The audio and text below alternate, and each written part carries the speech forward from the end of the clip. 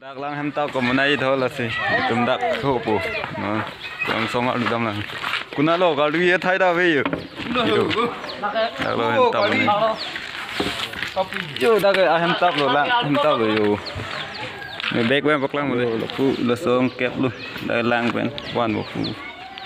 ô là số gari long là một hồi này phụ karbi thank you yo dak lo lang pang pen mo là phúc kệ hả non thì yang này tụi nó là phúc kệ tiền đinh hả sắp yang năm năm alon được cho nó dak lang alon do vik vik le ho pan ha do ko la tui vi là phúc ta làm cái lần vô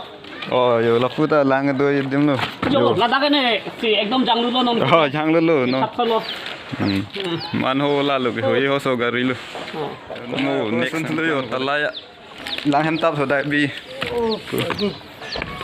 ka du bang do vik le lang mo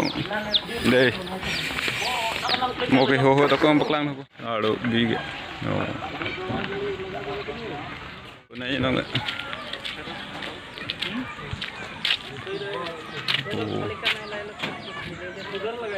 Armundo sabio, naik tumben. No ta to pakai lagi. đang camera ôi kuli hả kuli Đây, mau con bạc lang nó có là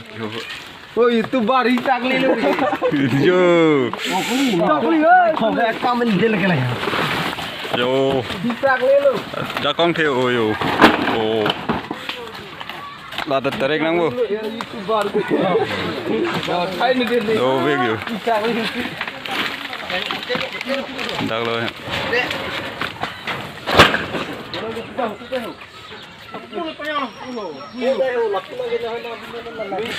oh putum dah dulu yo sik lo oi ye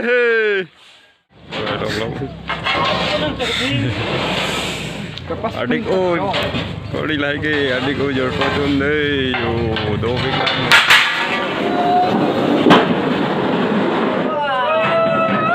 adik ơi yo có đây trong đất nó thêm nữa đây hai anh này